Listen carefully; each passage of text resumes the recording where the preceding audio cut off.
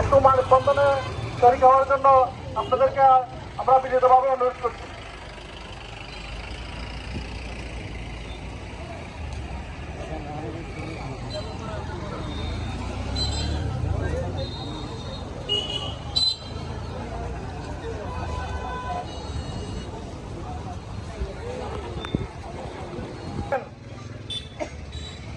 আমি সবাইকে সালাম জানিয়ে আমি আমার বক্তব্য শেষ করলাম।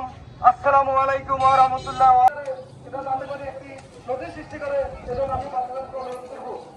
আপনারা জানেন এই 5 আগস্টে 4-5 দিন আগে আমার ঘরে দিনে দুপুরে আমি আবরণ নামাজ পড়ে এখানে বাইরেছি। সন্ত্রাসীরা আমাকে কিভাবে মেরেছে ওদিন আমি সন্ত্রাসীকে ধন্যবাদ জানা পরবর্তীতে আমার জন্য তারা গিয়ে এসেছে। সন্ত্রাসীরা কারো দলের হতে পারে না, সন্ত্রাসী। আমি চাই আর কোন ব্যবসায়ী যাতে করে এভাবে আঘাতপ্রাপ্ত না হয়, তারা যাতে করে দুনিয়ার বুক থেকে চলে না যায়।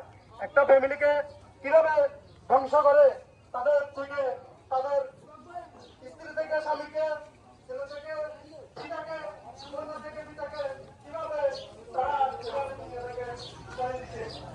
আমি আমার ব্যক্তিগত বক্তব্য এবং প্রধান কর্মী সহ আমি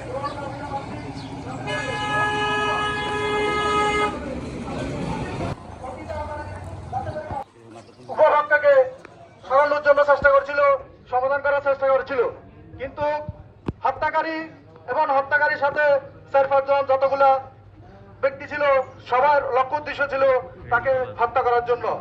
এক পর্যায়ে দেখছেন একটা লাঠির কতটুক জোর দিয়ে লাঠিতে তার মাথা আঘাত করা হয়েছিল, সাথে সাথে সে এখানে ঢলে পড়ে যায়।